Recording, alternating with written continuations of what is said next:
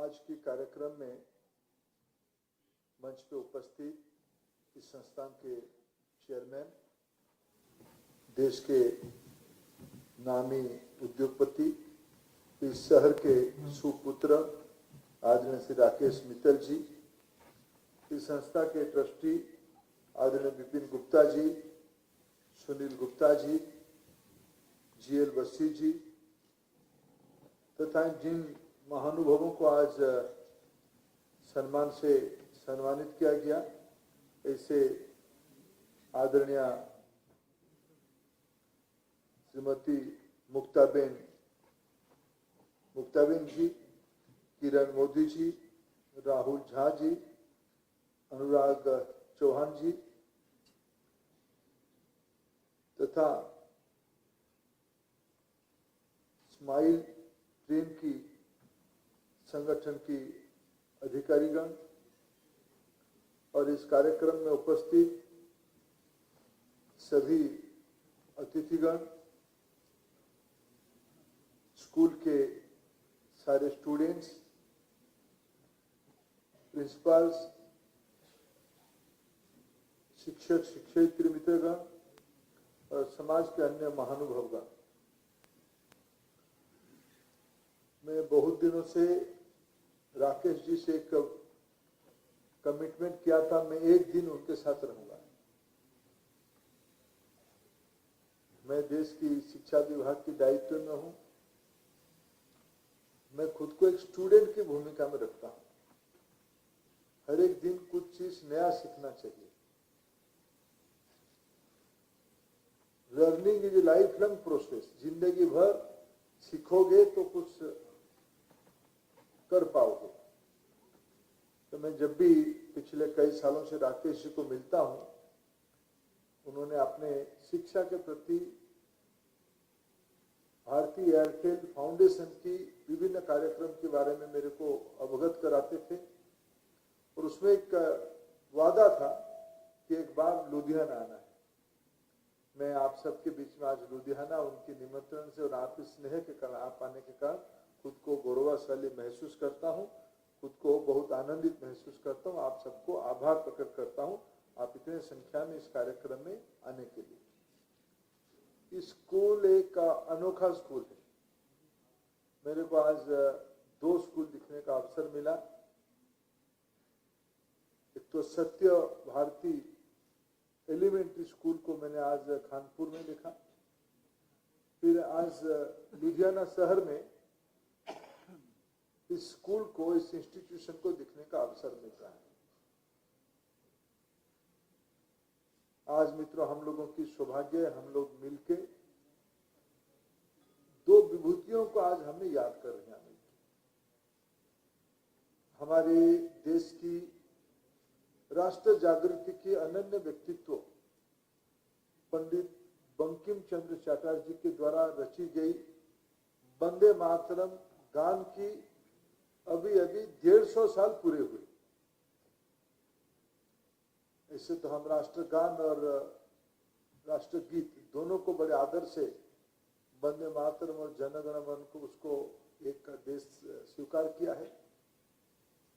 लेकिन जब इस साल हम लोगों ने मनाया, समाज ने मन बनाया कि बंकिम चंद्र चटर्जी जी के द्वारा लिखी गई वंदे मातरम को हमें 150 साल पूर्ति के अवसर पे उसको एक लोक आंदोलन में, जन अभियान में परिवर्तित करना, क्योंकि अभी राकेश जी कुछ विषय उल्लेख कर रहे थे, मैं आखिर में 2-3 शब्द उसमें भी कहना चाहूंगा। उस समय में देश की आवश्यकता देश की स्वराज्य के लिए था, स्वराज्य के लिए था। आजादी की लड़ाई था जिसमें पंजाब नेतृत्व कर रहा था।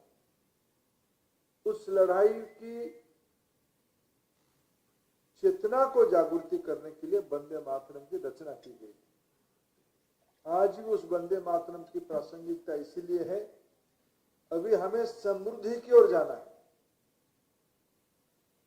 आजादी को 78 साल पूरे हुए और 22 साल के बाद 2047 में हम विकसित भारत की लक्ष्य रखे हैं, आजादी की शताब्दी की समय में। ऐसे तो हमारी आजादी की लड़ाई हजारों साल की है, मैं पंजाब में इसीलिए इसको याद कर रहा हूं। पंजाब वो भूमि है, भारतवर्ष आजाद रहे, सुरक्षित रहे, इसकी सबसे बड़ा शहादत किसने दिया है? तो पंजाब की भूमि ने दिया है, सिख गुरुओं की परंपराओं ने दिया है, पंजाब की सामान्य लोगों ने दिया है। ये 1000 साल की लड़ाई थी। अंग्रेजों से हमको आजादी प्राप्त होते हुए 78 साल हो गई। अभी 2047 में हम शताब्दी मनाएंगे। 47 की लक्ष्यता स्वराज्य, खुद की शासन हो, खुद की व्यवस्था हो। अभी 2047 की लक्ष्य है समृद्धि आनी चाहिए। समृद्धि आने से तो ही विकसित भारत होगा। इसलिए बंकिम चंद्र चटर्जी जी की लिखी हुई वंदे मातरम आज भी प्रासंगिकता रखता है। इसीलिए आपको मैं आभार प्रकट करता हूं, आपने बंकिम चंद्र जी को पुष्पमाल्य देके सम्मानित करने का अवसर अनुष्ठान की ओर से दिया और वंदे मातरम को गान करने का सबको अवसर दिया, सौभाग्य दिया। मैं साल भर वंदे मातरम को आप स्कूल की ओर से बच्चों के अंदर और समाज के अंदर इसको एक जागृति की गान मान के उसको एक सिर्फ रिचुअल्स नहीं, औपचारिकता नहीं, स्कूल उसको आगे बढ़ाएगी, ये मेरा अपेक्षा है। तो दूसरी मैं श्रद्धांजलि आज देना चाहूंगा स्वर्गीय आदरणीय श्री सत्यपाल मित्तल जी को। दूरदृष्टा किसको कहते हैं? दूरदृष्टा इसको कहते हैं जो सांप्रतिक समय की चिंता करते हैं, लेकिन ऐसा ही कुछ चीज सोचते हैं जिसकी एक लंबे समय तक प्रभाव और इम्पैक्ट रहता है। कभी आप बच्चे सब लोग एक वैनियन ट्री के बारे में पढ़ा होगा, वट वृक्ष, बरगद। हमारे शहर में भी बहुत वैनियन ट्री होगा, बरगद होगा, वट वृक्ष होगा, हमें पता नहीं कि किसने लगाया, लेकिन गर्मी के दिनों में उनकी छाया सबको चाहिए। शहर के कोई प्रमुख स्थान पे कोई पेड़ पौधा लगा होगा, किसने लगाया किसी को पता नहीं, लेकिन वट वृक्ष दूरदृष्टा होता है। जिन्होंने लगाया उसको वो भी दूरदृष्टा होता है। इस लुधियाना शहर से आजादी की लड़ाई लड़ने वाला एक नौजवान आजाद भारत में अपने सामाजिक पहल के कारण अपना पुरुषार्थ अपने परिवार को समृद्ध करने में उतने जितना नहीं लगाया, समाज को अपने पुरुषार्थ में जागरूक करने में समय लगाया। हमें, मेरे को व्यक्तिगत रूप में मैं बहुत धन्यवाद देता हूं राकेश जी को। उन्होंने स्वर्गीय श्री सतपाल मित्तल जी की इसी वट वृक्ष में मेरे को भी आज संस्कार और छाया देने का थोड़ा अवसर दिया। ये मेरे को बड़ा पवित्रता महसूस करवाता है। इसके लिए भी आपको धन्यवाद देता हूं। मित्रों, मैं आज जब सुबह से आपके साथ घूम रहा हूं और आज मेरे को आपने अवसर दिया आपकी संस्था की कुछ इंस्टीट्यूशंस की दिखाने का अलावा, जो आपकी इस संस्था की संवेदनशीलता और सामाजिक उत्तरदायित्व, ये दो विषय पर आपकी प्रतिबद्धता को दर्शाते हुए आपने जो विभिन्न आयाम आपने जोड़ा है। बच्चियों को स्कॉलरशिप देना, इससे कोई बढ़िया काम नहीं हो सकता। आपने ऐसे संगठनों को बुला के सम्मानित किया और उनको आर्थिक अनुदान बहुत बड़ी बात नहीं होती, आपने दिया, आपको आभार प्रकट करता हूं मैं समाज की ओर से। लेकिन उनको सामाजिक मंच पे सम्मानित करना, आदर करना, उनकी श्रेष्ठता को प्रतिपादित करना, ये सबसे बड़ा काम है। आपकी इस बड़े दिल के लिए मैं आपको धन्यवाद देता हूं। आपने आज अच्छे कामों को सराहना किया और अच्छे काम आप खुद भी करते हो। मित्रों, मैं कहा कि आज की स्थिति के बारे में हम 2047 में समृद्धि के लक्ष्य रख के चल रहे हैं, विकसित भारत बनने के लक्ष्य में चल रहे हैं। अभी हम चर्चा कर रहे थे, भारत दुनिया की चौथी बड़ी अर्थनीति बन चुकी है। हमें आने वाले 20 साल में, 2 दशक में दुनिया की सबसे प्रभावशाली अर्थनीति बननी है। वो हमें शायद एक भी करा सकता है। मैं आज जब बच्चों के अंदर घूम रहा था, सुबह भी घुमा, राकेश जी, में फ्रैंक बात कहना चाहता हूँ। मैं स्कूल के बच्चों को प्रशंसा करता हूँ, लेकिन मैं ज्यादा प्रशंसा करता हूँ कानपुर की स्कूल बच्चों को। बच्चों के अंदर जो स्पष्टता, विज्ञान को समझने में, विज्ञान सिर्फ केवल नहीं था, विज्ञान से नवाचार था, साइंस से इनोवेशन था, इनोवेशन से एंटरप्रेन्योरशिप तक वो स्कूल पहुंच चुकी थी। हमारे देश में प्रतिभा की कोई कमी नहीं है। दोनों स्कूल के बच्चों को मैं मिलकर इतना प्रभावित हूं, और समाज ने अपना एक जिम्मेवारी निभाया। हमें अपने बच्चों को अवसर अगर देंगे, एक लेवल प्लेइंग फील्ड तैयार करेंगे उनके लिए, तो हमारे बच्चे भारत को 2047 तक समृद्ध अर्थव्यवस्था बनाएंगे। उसकी एक ही शर्त है, बच्चों को अच्छा प्रोत्साहन देना, उनको अवसर देना, उनको अपॉर्चुनिटी देना। आज मैं जब साइंस इनोवेशन में बहुत सारा चीज देख रहा था, ज्यादातर चीज टेक्नोलॉजी की ओर बढ़ चुका है। खेती कैसे होगा, रोजमर्रे की कामकाज कैसे होगा, नया रोजगार के सृजन कैसे होगी, ये सारे में हेल्दी फूड कैसे रहा जाएगा, उत्पादन किया जाएगा, ये सारे में टेक्नोलॉजी की बहुत बड़ा कंपोनेंट जुड़ चुकी है। टेक्नोलॉजी को लेकर हमारे सामने दो रास्ता है। टेक्नोलॉजी को हम यूज करेंगे, नहीं तो टेक्नोलॉजी बनाएंगे। मैं बच्चों को पूछना चाहता हूं, अगर आपको अपॉर्चुनिटी मिले तो आप टेक्नोलॉजी को सिर्फ यूज करना चाहोगे या बनाना भी चाहोगे? आत्मविश्वास कम है, मैं फिर पूछ रहा हूं, टेक्नोलॉजी यूज करना चाहोगे या बनाना चाहोगे? हाँ, वो बच्चा पक्का बनाएगा, जो नहीं पक्का बनाएगा। हमें देश में विशेष करके, आप सौभाग्यशाली हो, आपके पेरेंट्स इस प्रकार की एजुकेशन इकोसिस्टम के अंदर नहीं आए।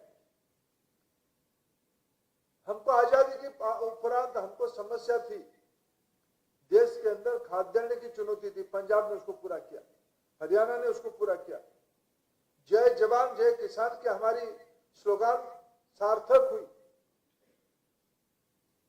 आज वो स्थिति नहीं है।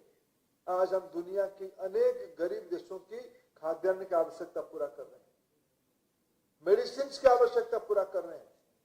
हमारी लुधियाना से जन्मी हुई एयरटेल कंपनी, आप जानते हो वो दुनिया की कितने नंबर की टेलीकॉम कंपनी बनी है?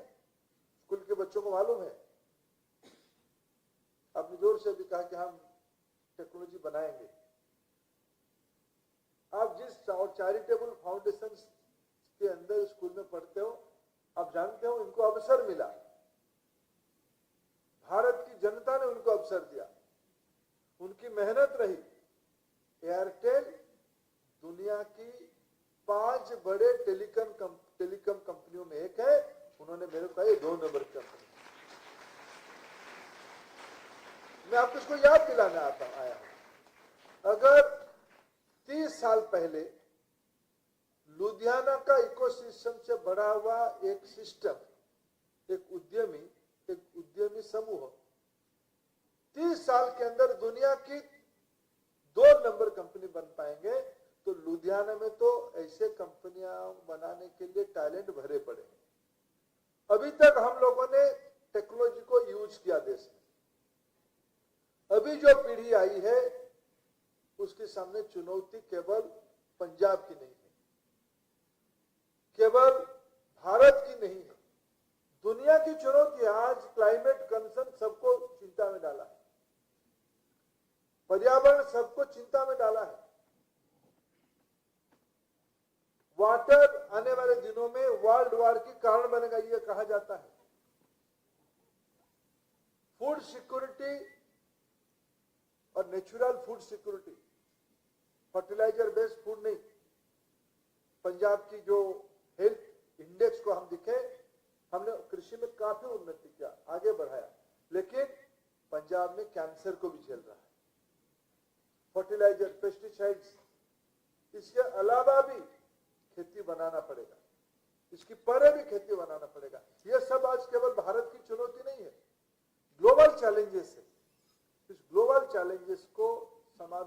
करने की हमको नया टेक्नोलॉजी बनानी पड़ेगी।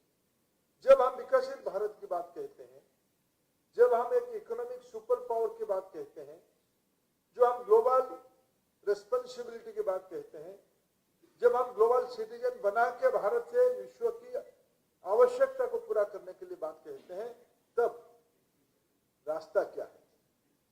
नहीं तो रास्ता शिक्षा के अलावा कुछ नहीं। हम बच्चियों को पढ़ाएंगे, बच्चों को पढ़ाएंगे, अच्छा पढ़ाएंगे, अफोर्डेबल पढ़ाएंगे, तो बच्चा शायद, और 21वीं सदी में सबकी सहमत है, 21वीं सदी नॉलेज बेस्ड इकोनॉमी की सदी होने वाला है। नॉलेज बेस्ड इकोनॉमी की सेंचुरी होगा। परंपरागत संसाधन जिनके पास हो तो संपन्न रहेंगे ही, लेकिन नया संपन्नता आएगी नॉलेज के कारण, टैलेंट के कारण, इनोवेशन के कारण, टेक्नोलॉजी के कारण। मित्रों, यही समय भारत की सही समय है। प्रधानमंत्री नरेंद्र मोदी कहते हैं यही समय सही समय है।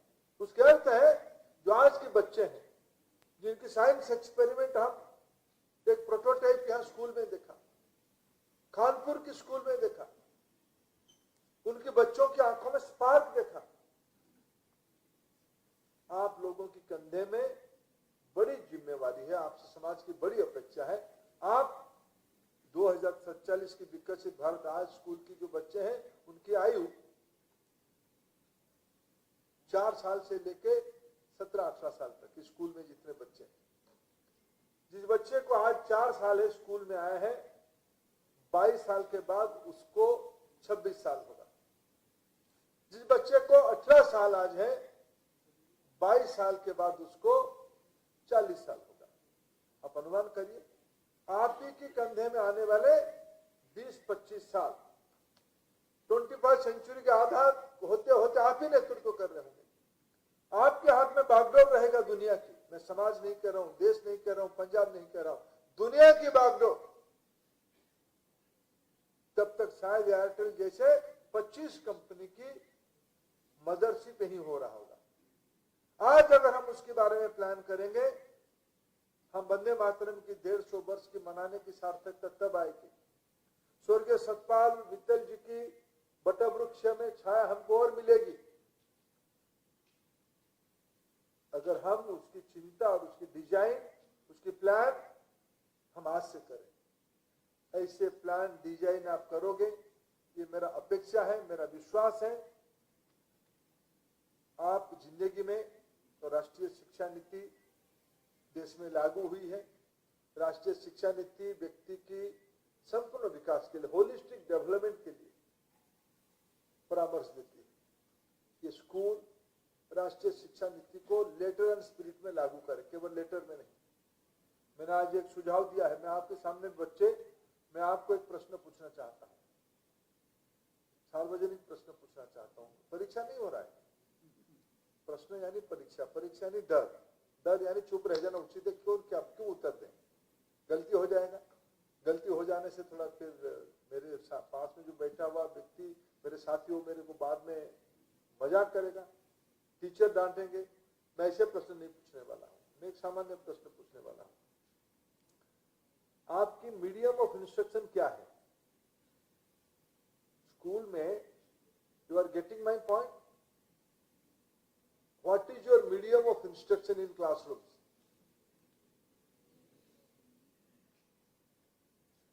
ये सब सत्य भारती वाले स्कूल यहां बैठे हैं क्या? नहीं, ये गवर्नमेंट स्कूल जिनको स्कॉलरशिप दी गई, लुधियाना के स्कूल स्कॉलरशिप वाले ही हैं ये, हमारे यही इसी स्कूल के बच्चे हैं।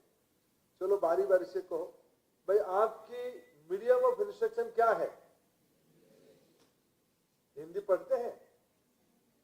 आईसीएसई में हिंदी का इंस्ट्रक्शन है? नहीं, सब्जेक्ट करके है या मीडियम ऑफ इंस्ट्रक्शन के रूप में है? मीडियम ऑफ इंस्ट्रक्शन घर में किसमें बात करते हैं, हिंदी या पंजाबी? गवर्नमेंट स्कूल वाले बताएं, आपकी मीडियम ऑफ इंस्ट्रक्शन क्या है? ये इंग्लिश कहे, आप जबरदस्ती इंग्लिश मत कहो। आपके स्कूलों में किस भाषा में पढ़ाया जाता है? पंजाबी में, हिंदी में, थोड़ा थोड़ा सब्जेक्ट करके पढ़ाया जाता है। तो कुल मिला के इस पूरा हॉल में बैठे हुए सारे मेरे बच्चे ये पंजाबी जानते हैं। आप भी पंजाबी जानते हैं कि नहीं जानते? स्कूल में पढ़ाया जाता है सब्जेक्ट करके। तो सब्जेक्ट करके दोनों प्रकार के स्कूल में पंजाबी, हिंदी और इंग्लिश भी पढ़ाए जाते हैं। और जब आप दोस्तों से बात करते हो, किस भाषा में बात करते हो?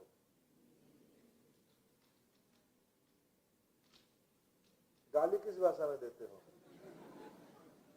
क्या गाली देते हो मैं नहीं पूछूंगा, किसमें गाली देते हो?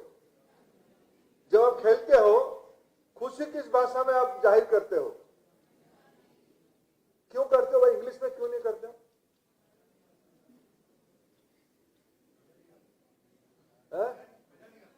मजा नहीं आता है ना? पंजाबी में मजा आता है, हिंदी में समझ आता है, और इंग्लिश में थोड़ा इंप्रेशन डालने के लिए बोलना पड़ता है। यही है ना? राष्ट्रीय शिक्षा नीति ने कहा है कि देखो बच्चों को, विषय को, हमें दुनिया को जीतना है। किसको जीतना है? दुनिया में जितने सारे देश है, सारे देशों की कल्याण भारतीय लोगों की कंधे पे है, और विशेष करके मेरे नए पीढ़ी की कंधे पे। जिस लड़के को आज 4 साल की उम्र हुई, जो मेरे बच्ची को आज 5 साल हुई है, 25 साल के बाद वो 30 की होगी, शायद वो ऐसे ही एक वैक्सीन निकालेगी जो दुनिया की कैंसर की समस्या की एकदम समूल उत्पादन कर सकते, एकदम ठीक कर, निर्भुल ठीक कर सकती। यह संभव है। यही कि बच्चे कहीं हो, कहीं बैठिए यहां। मेरा विश्वास क्या ऊपर? मेरा विश्वास सही है कि नहीं है? यार नहीं कर पाओगे लगता है मेरे प्रश्न को ठीक से। आप दुनिया की समस्या का समाधान आप ही के बीच में से कोई निकालेगा, ये मेरा विश्वास है। मेरा विश्वास सही है या गलत है? सुना, मेरे को समझाने में दिक्कत हो रहा है, मैं अच्छा टीचर नहीं हूं। आप करोगे ना समस्या समाधान? समाधान करोगे, समझोगे तब करोगे ना। समस्या क्या है जब समझोगे तभी तो करोगे ना। ये सारी हाँ जी, मजा है कि नहीं है? जो इंग्लिश हमें सीखना है, मैंड्रिन सीखना है, जर्मन सीखना है, जापानी लैंग्वेज सीखना है, ग्लोबल लैंग्वेज सीखना है, लेकिन समझने के लिए हमें पंजाबी में समझनी है, हिंदी में समझनी है, मदर टंग में समझ, मातृभाषा में समझनी है।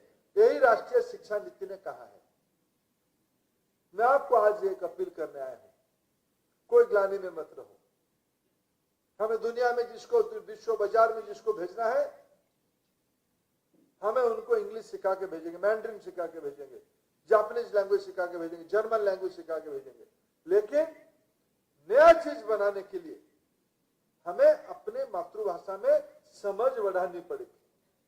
भारत की शिक्षा जगत इस काम को अडॉप्ट करे, यही राष्ट्रीय शिक्षा नीति की अपील है, सुझाव है। ये स्कूल भी उस काम को पूरा करेगी, तब जाके हम समृद्धि के लक्ष्य को पूरा कर पाएंगे। मैं आप सबको अंत में निवेदन करूंगा, आज जो वंदे मातरम के हम 150 साल उत्सव मना रहे हैं, आइए हम लोग विकसित भारत के लिए, हमारी देश की अर्थनीति को मजबूत करने के लिए, और हम साम्राज्यवादी लोग नहीं है, हम दुनिया को कष्ट में देकर सुख में रहने वाले लोग नहीं है, हम कष्ट में रहकर दुनिया को सुखी रखने वाले लोग हैं। हमारे वहां कोरोना आई थी, हमको चुनौती था, लेकिन दुनिया के 100 देश से ज्यादा देशों को हमने मेडिसिन दिया, फ्री में भी दिया। ये हमारी भारत की संस्कार है। इस बहु अमूल्य परंपरा को पुनः जीवित करने के लिए आइए हम एक स्वदेशी संकल्प करें। मैं सबको निवेदन करूंगा, सब अपने स्थान पे खड़े रहें और दाहिने हाथ सामने लाके शपथ करें। मेरे को आप शपथ करवाने का सौभाग्य आप मेरे को दिलाएं, मैं आपको धन्यवाद देता हूं। मैं एक एक लाइन पढ़ूंगा, आप उसको दोहराएंगे। मैं भारत माता की सेवा और सम्मान के लिए यह संकल्प लेता हूं, अपने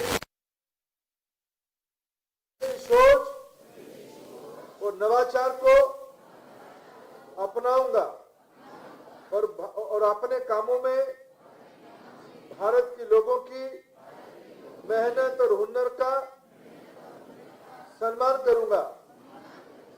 नई शिक्षा नीति 2020 के मार्गदर्शन में मैं सीखने को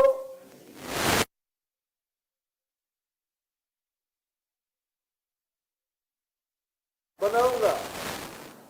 मैं भारतीय भाषा और संस्कृति का सम्मान करूंगा। हर एक कदम पर देश की विकास और प्रगति के लिए प्रयासरत रहूंगा। मैं सीखने और नई तकनीकी